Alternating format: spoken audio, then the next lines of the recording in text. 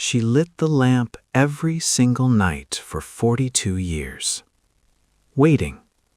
Rain or shine, storm or calm, summer heat or winter freeze. Every night, without fail, Eleanor Pendley climbed those 137 steps to the top of Trevennack Lighthouse. And every night she looked out at the dark horizon, searching for a ship that never came. The fishermen in the village called her the woman who waits. Some thought she was touched in the head, others thought she was the most romantic soul who ever lived. But none of them knew the truth. None of them knew about the promise made on a stormy night in 1944. None of them knew about Thomas. And none of them knew that on this particular morning, October 15th, 1987, a boat was finally making its way toward her lighthouse. 42 years late, but coming nonetheless. This is The Lighthouse Keeper's Promise, a story about a love so strong it refused to die. A story about a woman who never stopped believing, and a man who never stopped trying to come home. Cornwall, England, March 1944. The war had been raging for 5 years. Every family in the village of Trevennack had lost someone: a son, a brother, a father, a husband. Gold star flags hung in cottage windows like wounds that wouldn't heal. But at the lighthouse on the cliff, life continued as it always had. The Trevennack light had been guiding ships safely past the deadly rocks for over 100 years, and for the last 30 of those years, it had been tended by William Pendley. A quiet man with hands like leather and a heart like the sea, vast and deep and full of secrets. William had one treasure in this world: his daughter, Eleanor. Eleanor was 22 years old, and she had never left Cornwall, never seen London, never been to a dance hall in the city, never worn a fancy dress or danced to a jazz band. Her world was the lighthouse, the cliffs, the sea, the village, and she was perfectly content. "Don't you ever want more?" her friend Mary had asked her once. "Don't you want to see the world?" Eleanor had smiled and looked out at the ocean stretching endlessly toward the horizon. "The whole world comes past my lighthouse eventually," she said. "I just have to wait for it." She didn't know how true those words would become. Life at the lighthouse followed a rhythm as old as the tides. Wake before dawn, check the equipment, polish the great lens until it sparkled like a diamond, fill the oil, trim the wicks. Eleanor had learned every task from her father. She could predict storms by the smell of the air. She could read the mood of the sea by its color. She knew every ship that passed by its silhouette. "You'd make a fine lighthouse keeper yourself," her father told her one evening as they sat watching the sunset paint the sky in shades of fire. "Perhaps I will be," Eleanor said. "Perhaps I'll stay here forever." Her father was quiet for a long moment. "Forever is a long time, my girl," he said softly. "The sea teaches us that nothing lasts forever. Tides come and go, storms pass, ships sail away."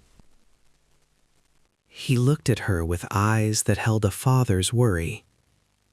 One day, something or someone will come along and pull you away from this lighthouse. And when that happens, you mustn't fight it. Eleanor laughed. "Nothing could ever pull me away from here, Father. This is my home." William Pendley said nothing, but he knew something his daughter didn't yet understand. The heart doesn't ask permission before it falls in love. It simply falls.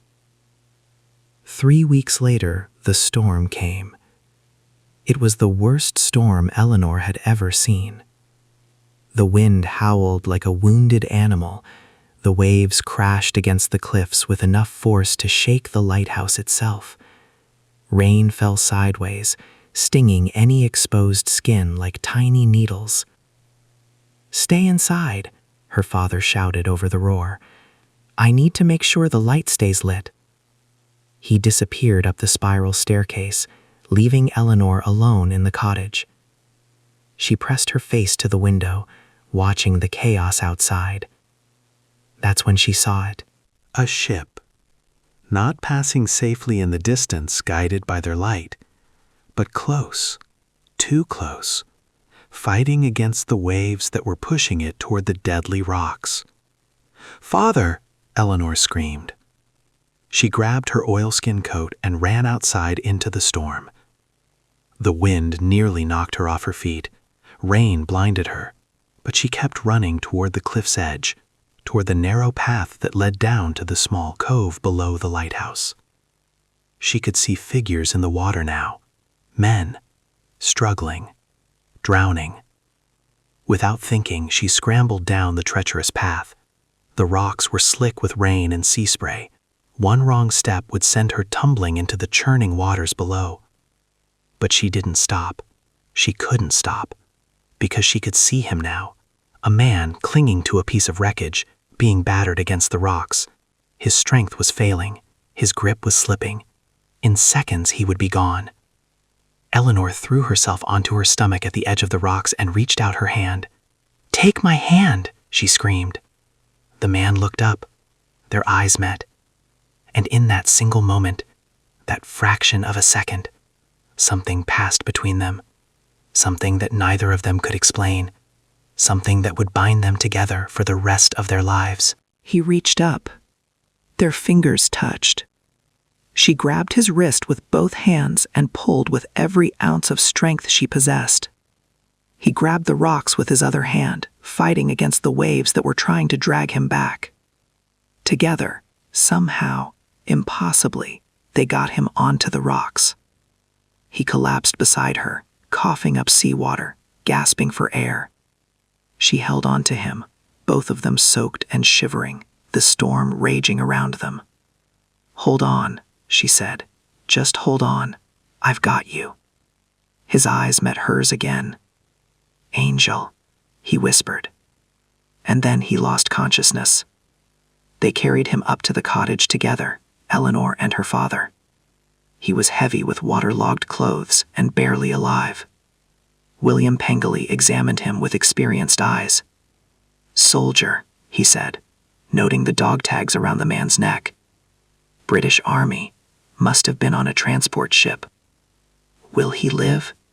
Eleanor asked, her voice trembling. "That's up to him now, and to you." Her father looked at her steadily. "I need to go back down, see if there are other survivors. You stay with him. Keep him warm. Keep him alive." Eleanor stayed by his side all night. She fed the fire until the room was almost too warm. She piled blankets on top of him. She wiped his face with a warm cloth. She talked to him, even though he couldn't hear her. "Don't you dare die," she whispered fiercely. "I didn't drag you out of that sea just to watch you slip away. Do you hear me? You're going to live. You're going to open your eyes. You're going to tell me your name." She held his cold hand between both of hers. "Please," she whispered. "Please wake up." As the first light of dawn crept through the window, his eyes fluttered open. Blue. The brightest, clearest blue she had ever seen. Like the sea on a perfect summer day. "Where?" His voice was rough, broken. "Where am I?" "Safe," Eleanor said, her heart pounding. "You're safe. You're at Trevennack Lighthouse, in Cornwall." He blinked, confused. "The ship?" "Gone," she said softly. "The storm took it, but you survived. You're alive." He turned his head slowly to look at her, and then he smiled. A small, weak smile that somehow lit up his entire face. "You," he whispered. "You were there. In the water. You pulled me out." "I did." "You saved my life." "I suppose I did." His smile grew a fraction wider. "Then I owe you a rather significant debt." Despite everything, the exhaustion, the fear, the long, terrible night, Eleanor laughed. "We can discuss payment later," she said. "First, tell me your name." "Thomas," he said. "Thomas Ashford. Private. 2nd Battalion." "Hello, Thomas Ashford," Eleanor said softly. "I'm Eleanor. Eleanor Pendley. Welcome to my lighthouse."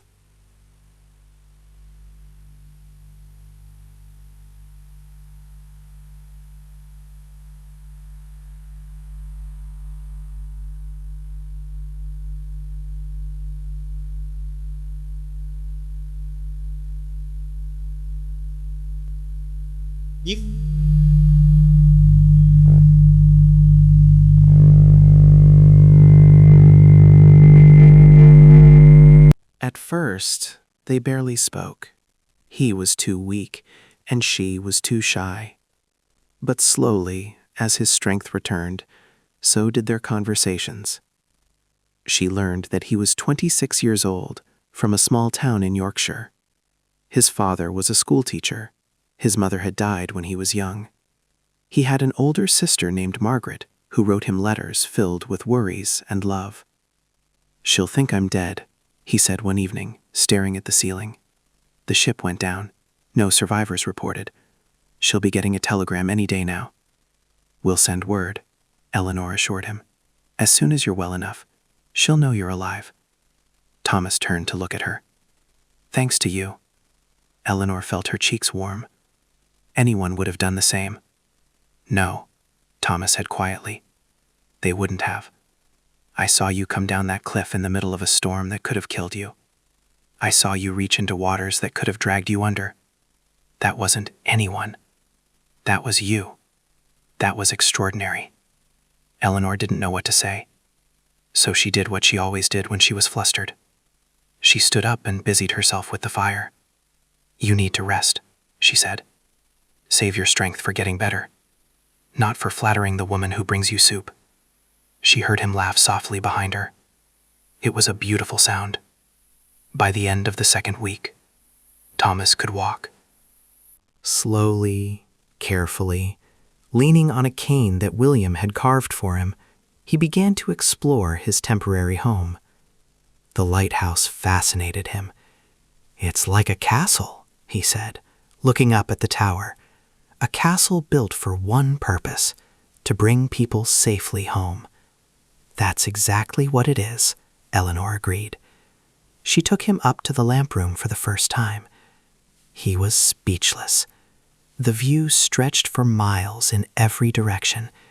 The sea sparkled under the afternoon sun. The cliffs dropped away dramatically below them. Seabirds wheeled and cried in the wind. "This is your world," Thomas said softly. "This is what you see every day." "Every day," Eleanor confirmed. "Since I was a little girl. I've watched 1,000 sunrises from this spot, 1,000 storms, 1,000 ships passing by." She stood beside him at the window. "Most people see the lighthouse from the outside, a tower, a light, a warning. But from up here, it's different. From up here, you're the one watching over everyone else, keeping them safe." Thomas was looking at her, not at the view. "You love this place," he said. "With all my heart. Then I love it too." Their eyes met, and Eleanor felt something shift inside her chest, something that felt terrifyingly like the beginning of forever. The weeks passed like a dream. Thomas grew stronger every day. His cough faded, his color returned. His smile came more easily and more often. And every day, he and Eleanor spent more time together. They walked along the cliffs when the weather was fine. They sat by the fire when it rained. They played cards with her father in the evenings. They talked for hours about everything and nothing. Eleanor learned that Thomas loved poetry. He could recite whole verses from memory. His favorite was Tennyson. "Come into the garden, Maud," he recited one evening, his voice soft and low. "Come into the garden, Maud. I am here at the gate alone." Eleanor shivered, though she wasn't cold. Thomas learned that Eleanor had never been kissed. "Never?" he asked, genuinely surprised. "There aren't many young men at a lighthouse," she pointed out, her cheeks burning, "and the fishermen's sons in the village. They've known me since I was a child. They still see me as little Eleanor chasing crabs on the beach." "They're fools," Thomas said quietly. "Are they?" "Yes," his eyes held hers. "Because anyone who truly looked at you would see what I see." "And what's that?" He was quiet for a long moment. "Someone worth crossing oceans for." Eleanor's breath caught in her throat. But before either of them could move, her father's footsteps sounded on the stairs. The moment passed, but something had changed. They both knew it. By May, Thomas was fully recovered, and the war refused to wait any longer. Orders arrived by messenger. Thomas was to report to his unit immediately. Something big was coming. Every able-bodied soldier was needed. They didn't talk about it at first. Both of them knew what the orders meant. Both of them had been pretending that this day would never come. But it had come, and now they had to face it. On his last evening at the lighthouse, Thomas asked Eleanor to walk with him. They climbed to their favorite spot, a rocky outcropping that jutted out over the sea, where you could see for miles and miles. The sunset was spectacular. Bands of gold and pink and purple streaked across the sky like brushstrokes from a divine hand. But neither of them was looking at the sunset. "I have to tell you something," Thomas said. "Something I should have said weeks ago." Eleanor's heart was pounding so hard she was sure he could hear it. "Then tell me." He took both of her hands in his. "From the moment I opened my eyes in that cottage and saw your face, I knew. I knew that you were the one I'd been searching for my whole life, without even knowing I was searching." His voice trembled slightly. "I love you, Eleanor. I love you in a way I didn't know was possible. I love you like the tide loves the shore, constantly, inevitably, forever." Eleanor felt tears spill down her cheeks. "I love you too," she whispered. "I've loved you since the moment I pulled you from the sea. Maybe even before that. Maybe I was always meant to love you." Thomas cupped her face in his hands. On his last evening at the lighthouse, Thomas asked Eleanor to walk with him. They climbed to their favorite spot, a rocky outcropping that jutted out over the sea, where you could see for miles and miles. The sunset was spectacular. Bands of gold and pink and purple streaked across the sky like brushstrokes from a divine hand. But neither of them was looking at the sunset. "I have to tell you something," Thomas said. "Something I should have said weeks ago." Eleanor's heart was pounding so hard she was sure he could hear it. "Then tell me." He took both of her hands in his. "From the moment I opened my eyes in that cottage and saw your face, I knew. I knew that you were the one I'd been searching for my whole life, without even knowing I was searching. His voice trembled slightly. I love you, Eleanor. I love you in a way I didn't know was possible. I love you like the tide loves the shore, constantly, inevitably, forever. Eleanor felt tears spill down her cheeks. I love you too, she whispered. I've loved you since the moment I pulled you from the sea. Maybe even before that. Maybe I was always meant to love you. Thomas cupped her face in his hands. Then marry me. Her breath caught. What? Marry me, Eleanor. Not today, not even tomorrow, but when this war is over, when I come back to you, marry me. Say you'll be my wife. Say you'll wait for me. Thomas, I know I'm asking a lot. I know the war is dangerous. I know I might. He swallowed hard. I know there are no guarantees, but I need to know that you'll be here. I need to know that somewhere in this broken world, you're waiting for me, believing in me, loving me. He pulled back to look into her eyes. I'll come back, Eleanor. I swear it. No matter what happens, no matter how long it takes, I will come back to this lighthouse, to you. Eleanor was crying freely now. Yes, she said. Yes, I'll marry you. Yes, I'll wait for you. Yes, forever. Yes. Thomas kissed her. Their first kiss. Soft and sweet and full of all the words they didn't know how to say. When they finally pulled apart, both of them were trembling. Thomas reached into his pocket and pulled out something small and golden. It was my mother's, he said, holding up a delicate ring with a tiny blue stone. She gave it to me before she died. Made me promise to give it to the woman I would spend my life with. He slipped it onto Eleanor's finger. It fits, Eleanor whispered, amazed. Of course it does. Thomas smiled through his own tears. It was always meant for you. That night they stood together in the lamp room.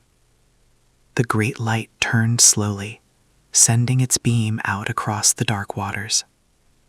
I used to watch ships pass by and wonder where they were going, Eleanor said softly. Wonder about the people on them, their stories, their loves, their dreams. She turned to face Thomas. I never thought the sea would bring me someone, but it did. It brought me you. Thomas took her hand. This lighthouse saved my life, he said. It guided me through the storm. And then you finished the job. You pulled me from the water. You nursed me back to health. You showed me what love really means. He lifted her hand to his lips and kissed her knuckles. Every night when you light this lamp, know that I'm out there somewhere seeing it. Every night it will guide me home, back to you. Eleanor pressed her hand to his heart. Promise me, she said. Promise me you'll come back. I promise. Promise me on this lighthouse, on our future, on everything we'll have together. Thomas placed his hand over hers. I promise on the lighthouse, on our future, on our children and our grandchildren, and every sunrise we'll watch together from this spot. I promise I will come back to you, Eleanor Pendley. If it takes a month or a year or a lifetime, I will find my way back. Eleanor believed him. With every fiber of her being, she believed him. He left at dawn. The morning mist hung low over the cliffs as Eleanor walked with him down to the village. They didn't speak. There were no words left to say. At the edge of the village, where the road led away to the train station, they stopped. Thomas Thomas held her for a long, long time. "Remember," he whispered into her hair, "every night, look for my ship on the horizon. Every night," Eleanor promised, "until you come home." He kissed her one last time. Then he turned and walked away. Eleanor watched until he disappeared around the bend in the road. Then she walked back to the lighthouse, alone. That night, she lit the lamp, and she made her own promise. She would light it every night until he came back, no matter how long it took.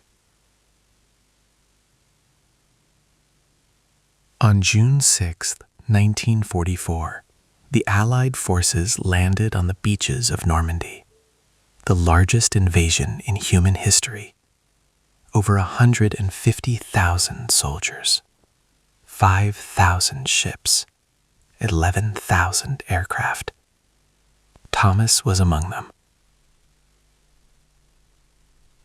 Eleanor read the headlines with shaking hands.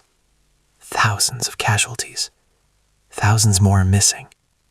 But she received no telegram, no official notice.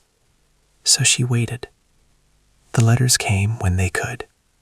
Short, hurried notes scrawled on whatever paper Thomas could find. "My darling Eleanor, I am alive. I am fighting. I am thinking of you every moment. The lighthouse is my North Star. You are my reason to survive. Wait for me. All my love, forever. Thomas." Eleanor read each letter 100 times. She kept them in a wooden box beside her bed. She traced the words with her fingers, as if she could touch him through the ink. The months passed. Autumn turned the cliffs golden and brown. The war continued. Thomas's letters came less frequently now. The fighting was intense. The army was pushing deeper into Europe. But still, the letters came. And still, Eleanor waited. Christmas came. The village tried to celebrate, despite the war, despite the empty chairs at tables, despite the gold stars in windows. Eleanor put up a small tree in the cottage. She decorated it with shells and sea glass, like she had done since she was a child. But this year, she added something new. Thomas's photograph, hung right at the top. "Happy Christmas, my love," she whispered, "wherever you are." That night, she lit the lamp as always, and she imagined Thomas somewhere in war-torn Europe, looking up at the sky, thinking of her. February brought news that the war was almost over. The Allies were closing in on Germany. Victory was within reach. Eleanor allowed herself to hope. Soon he would be home. Soon they would be married. Soon they would begin their life together. She started planning. She found her mother's wedding dress, stored carefully in a trunk. It fit perfectly. She imagined walking down the aisle of the small village chapel, her father at her side, Thomas waiting for her with that beautiful smile. Soon, just a little longer.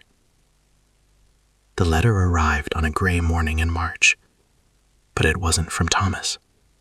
It was addressed in an unfamiliar hand, official, military.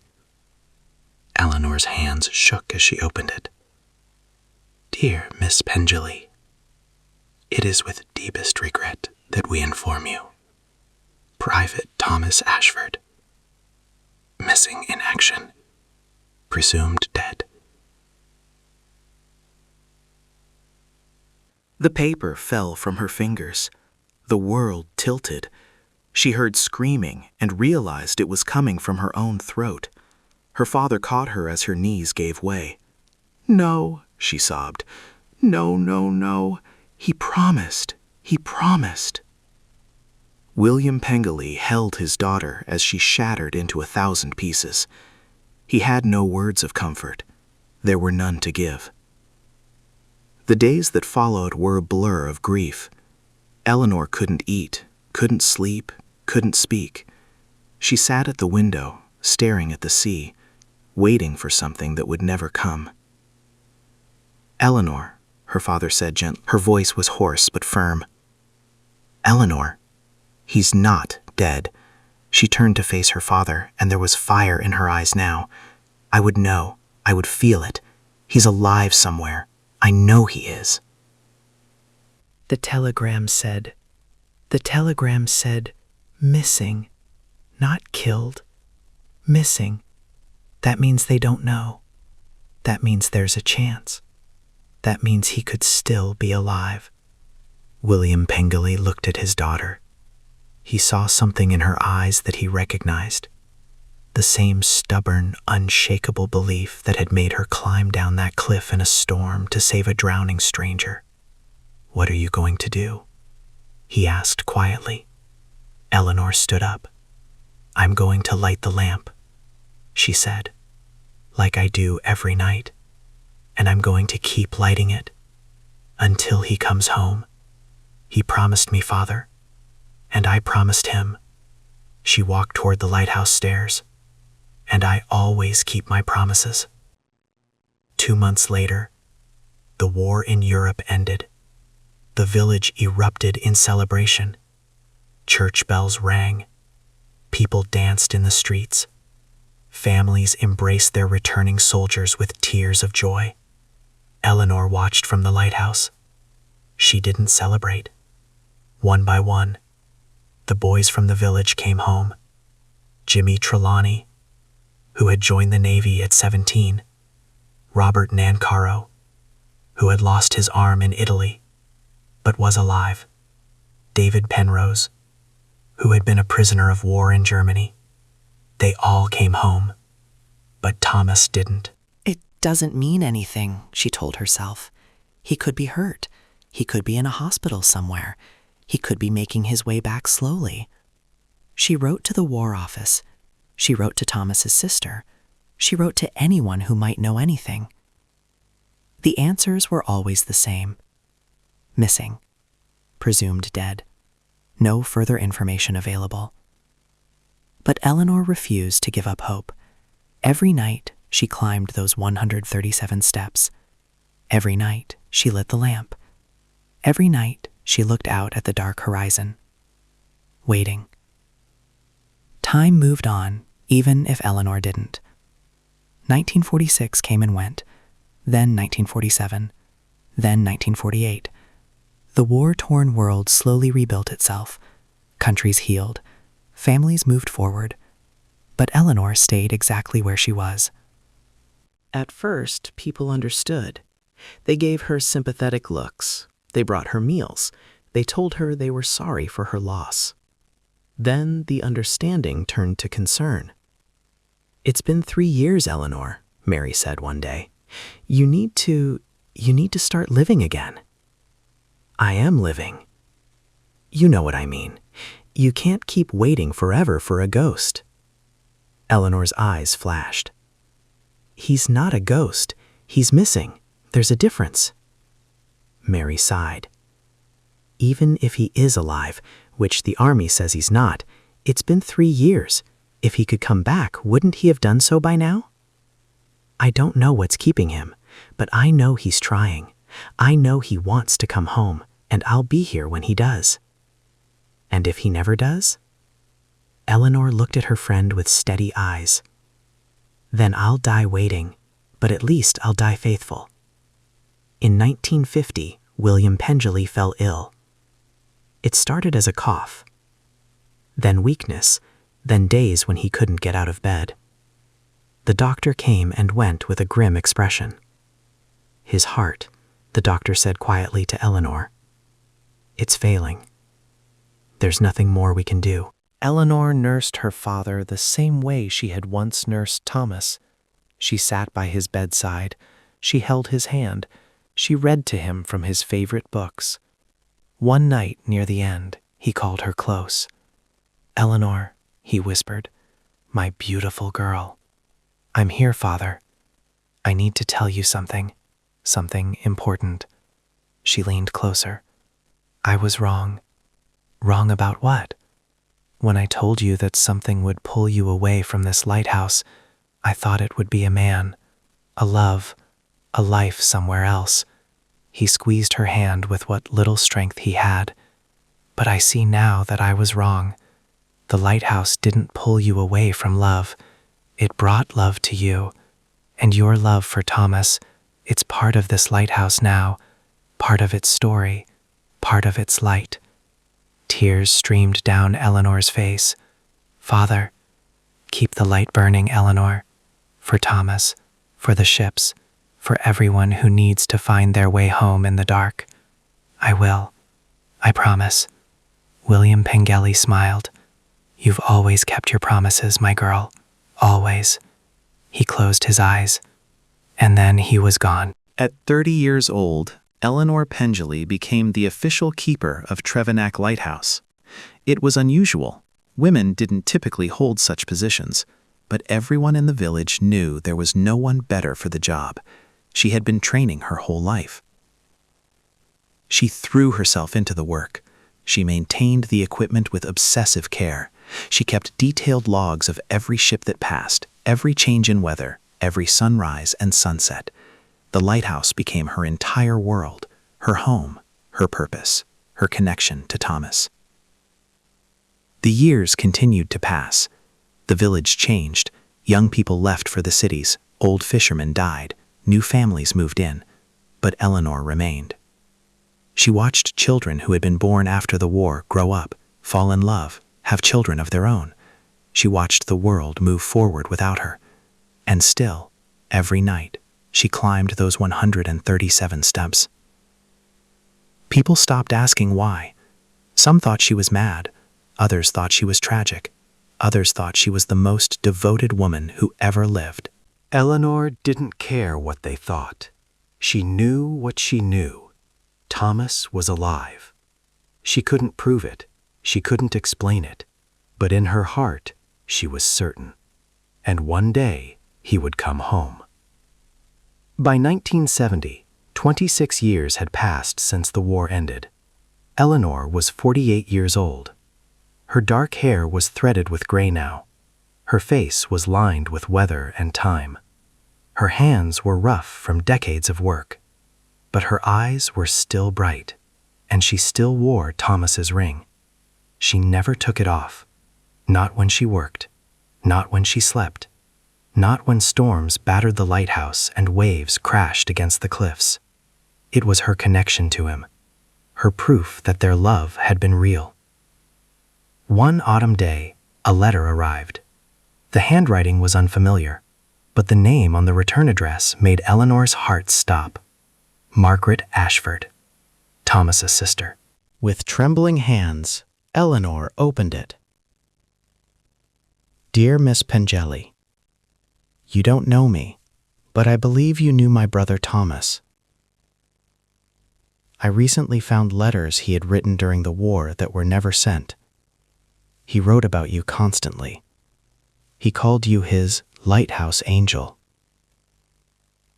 He wrote that you were the love of his life, and that he was going to marry you when the war ended.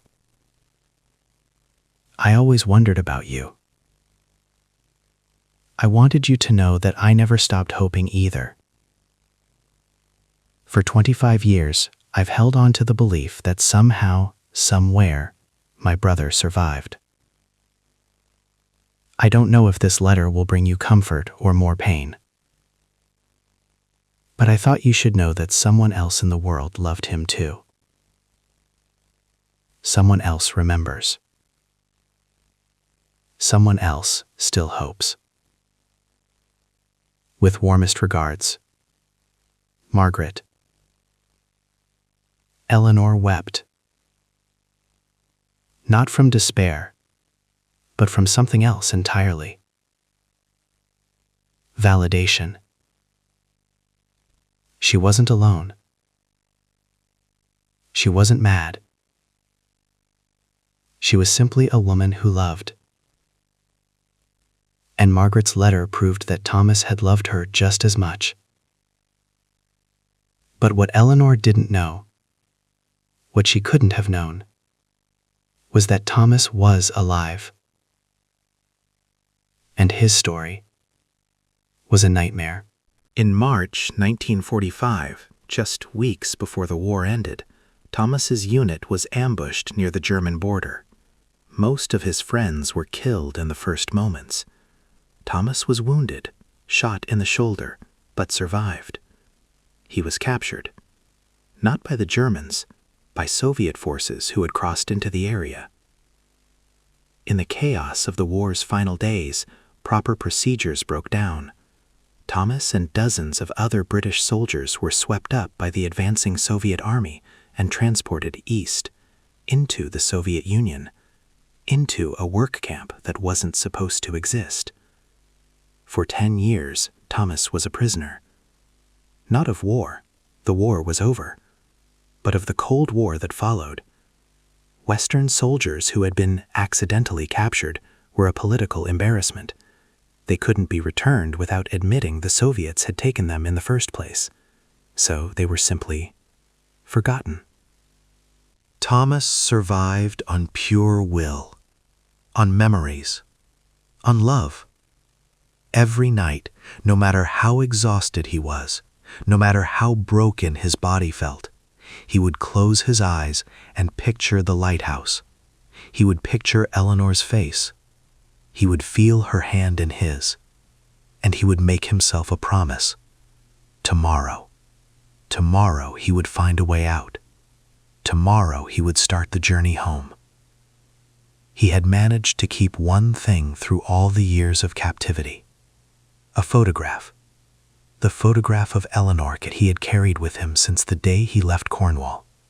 It was worn now, creased, faded, but her face was still there, his reason to survive.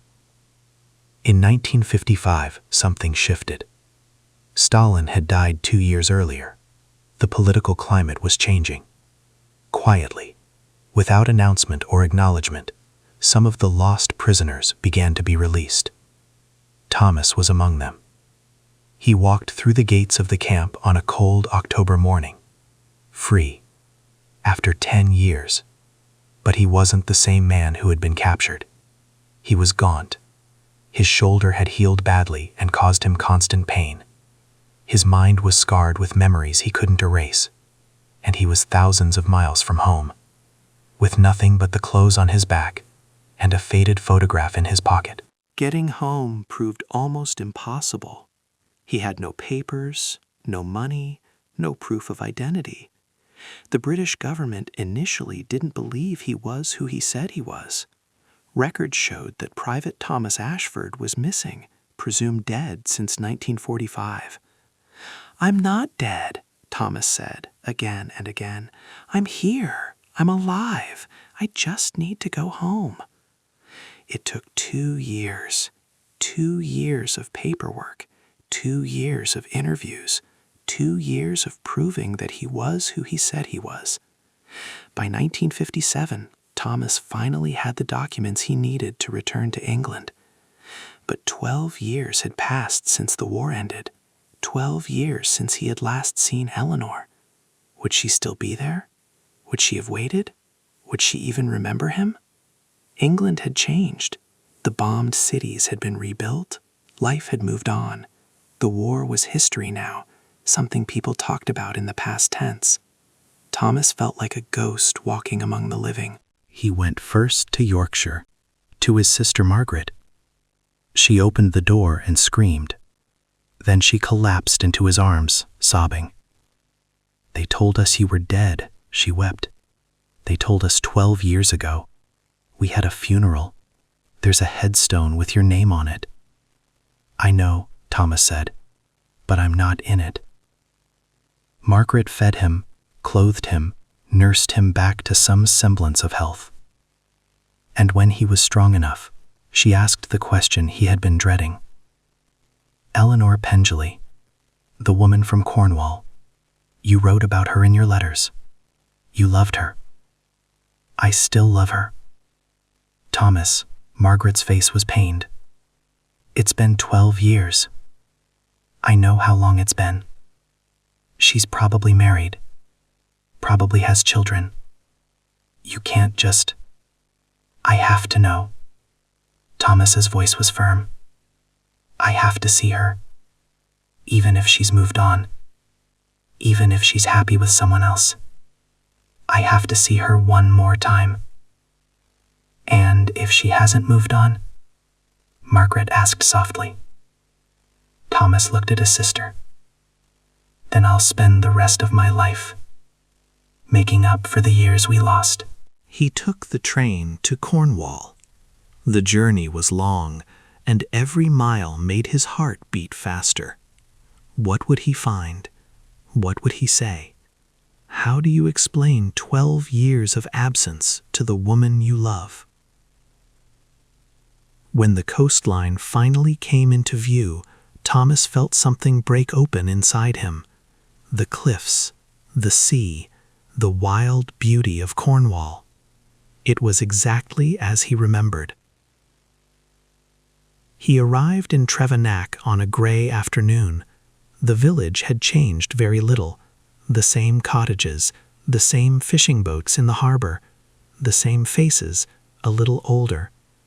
People stared at him as he walked through. A stranger. Or was he? Dear God, an old fisherman whispered. That's the soldier. The one from the shipwreck. The one Eleanor saved. The word spread through the village like wildfire. By the time Thomas reached the path to the lighthouse, a small crowd had gathered behind him, watching, waiting. Thomas climbed the cliff path. The same path Eleanor had once ran down in a storm to save his life. His legs were weak. His heart was pounding. His shoulder ached. But he didn't stop. He couldn't stop. Not when he was this close. And then he saw it. The lighthouse. Standing exactly where it had always stood. White against the gray sky. The lamp at the top. Still. And waiting for darkness. And there, standing at the door, was a woman. Her hair was gray now. Her face was lined with time. But her eyes were exactly the same. Eleanor. For a long moment, neither of them moved. Neither of them breathed. 12 years of separation hung in the air between them. 12 years of waiting, of hoping, of refusing to give up. And then, Eleanor made a sound, a small broken sound that was half sob and half laugh. Thomas? Her voice was barely a whisper, but he heard it. He heard it like he had heard nothing else in 12 years. Eleanor. She ran. Across the rocky ground, through the wind, with tears streaming down her face. She ran like she had run down that cliff in the storm all those years ago. And when she reached him, she threw herself into his arms. "You're alive," she sobbed. "You're alive! You're alive! You're alive!" "I'm alive." Thomas held her like he would never let go. "I came back. I promised you I would. I knew it. I always knew. They all said you were dead, but I knew."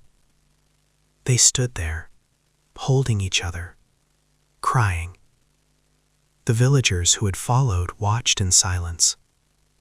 Some of them wept too, because they were witnessing something rare, something beautiful, a promise kept, a love that had survived the impossible. Inside the cottage, they talked. For hours. Thomas told her everything. The capture, the camps, the years of captivity, the struggle to get home, the bureaucracy, the doubt, the fear that she had forgotten him. Eleanor listened without interrupting. And when he was done, she took his face in her hands. "I never forgot," she said. "Not for one single day. I lit the lamp every night, Thomas. Every single night for 12 years. Waiting for you." Thomas's eyes filled with tears. "You waited." "Of course I waited. I promised you I would." "But 12 years, Eleanor. 12 years without knowing if I was alive or dead, without any word, any hope, any—" "I had hope," she interrupted. "I always had hope, because I knew you. I knew your heart. I knew that if you were alive somewhere in this world, you would be fighting to get back to me." She smiled through her tears. "And I was right." Thomas looked at her hand in his, and then he saw it. The ring. His mother's ring. Still on her finger. "You kept it," he whispered. "I never took it off. Not once." Thomas brought her hand to his lips and kissed it. "I don't deserve you," he said. "That's not for you to decide," Eleanor replied. "That's for me to decide. And I decided a long time ago that you're exactly who I want. War or no war, years or no years. You, Thomas Ashford. Only you." That evening, Eleanor climbed the lighthouse stairs as she had done for 12 years. But this time, Thomas climbed with her. Side by side, step by step, 137 steps to the top. "I used to imagine you here," Eleanor said as she prepared the lamp. "On the hardest nights, when the storms were terrible and I felt so alone, I would imagine you standing right where you are now, watching me work, telling me that you were proud of me." "I was always proud of you," Thomas said. "Even when I didn't know what you were doing, I was proud of you, because I knew whatever it was, you were doing it with your whole heart." Eleanor lit the lamp. The great light blazed to life, sending its beam out across the darkening sea. Thomas stood at the window, watching the light sweep across the horizon. "This light saved my life," he said quietly. "Not just during the shipwreck, but during all those years in the camp. I would close my eyes and picture it. The beam, the tower, you, standing right here, keeping it burning." He turned to face her. "It was my light in the darkness, Eleanor. You were my light in the darkness." Eleanor crossed to him and took his hands. "We've lost 12 years," she said. 12 years we can never get back." "I know. But we have now. We have today. And tomorrow. And every day after that." She smiled. "And I intend to make every single one of them count." They were married 3 weeks later, in the small chapel in Trevenack village, the same chapel where Eleanor had imagined her wedding 1,000 times. Eleanor wore her mother's dress, the same one she had tried on 12 years earlier when she first started planning their future. It still fit. Some things, it seemed, were meant to be. Thomas stood at the altar, wearing a borrowed suit. His hands trembled as he watched Eleanor walk down the aisle. She was more beautiful than he had ever seen her. Not because of the dress or the flowers, or the soft light streaming through the chapel windows, but because she was here, because she had waited, because after everything, they had found their way back to each other. The ceremony was simple. Traditional vows, a simple exchange of rings. But when the moment came for Thomas to speak, he added words of his own. 12 years ago, he said, his voice thick with emotion, I made you a promise. I promised that no matter what happened, no matter how long it took, I would come back to this lighthouse, to you. He squeezed her hands. I'm sorry it took so long. I'm sorry for every night you spent alone, every storm you weathered without me, every birthday, every holiday, every ordinary day that I should have been by your side. Tears streamed down both their faces. But I'm here now, and I make you a new promise. I will spend every single day I have left making you happy, being your husband, being your partner, being the man you deserve. Eleanor smiled through her tears. I made you a promise too, she said. I promised to wait, and I did. But now I make you a new promise as well. She reached up to touch his face. No more waiting. No more looking at the horizon hoping to see your ship. Because you're here. You're finally here. And now we're going to live, Thomas. Really live. Together. When they kissed, the small congregation erupted in cheers. Fishermen who had known Eleanor since she was a child. Women who had brought her meals and worried about her sanity. Villagers who had watched her wait, year after year, when everyone else had given up hope. They had witnessed a miracle, a love story for the ages. The years that followed were the happiest of their lives. Thomas became Eleanor's partner in the lighthouse. Together, they kept the light burning. They developed their own rhythm, their own routines. She taught him everything she knew about the sea and the weather and the ships that passed. He taught her poetry, reciting verses while they watched the sunset. They laughed often. They never took a single moment for granted. They couldn't have children. The years had taken that possibility away. But they had each other. They had the lighthouse. They had a love that had survived the unsurvivable. And that was enough. More than enough. The decades passed gently. They grew old together, as they had always dreamed. Gray hair, wrinkled hands, slower steps up those 137 stairs. But their love never dimmed. If anything, it grew stronger. On October 15th, 1987, exactly 30 years after their reunion, Thomas woke before dawn. He turned to look at Eleanor, still sleeping beside him. 75 years old now, white hair spread across the pillow, face peaceful in sleep. The most beautiful woman he had ever seen. He leaned over and kissed her forehead gently. Her eyes fluttered open.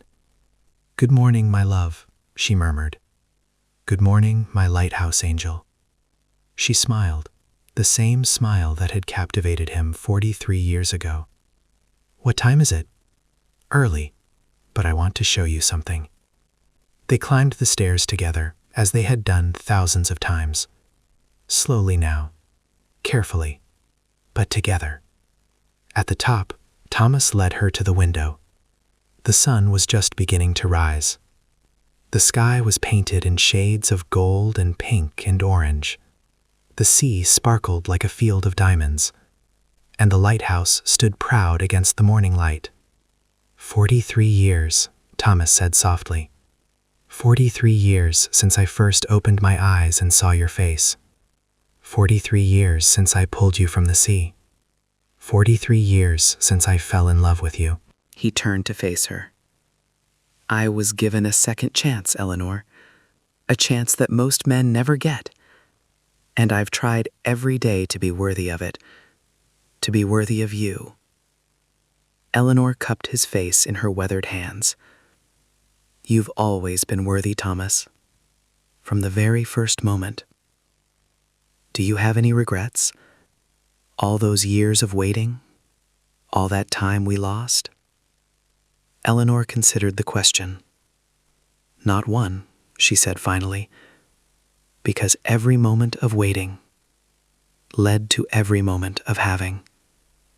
And these 30 years with you have been worth 100 years of waiting. Thomas kissed her softly. I love you, Eleanor Ashford.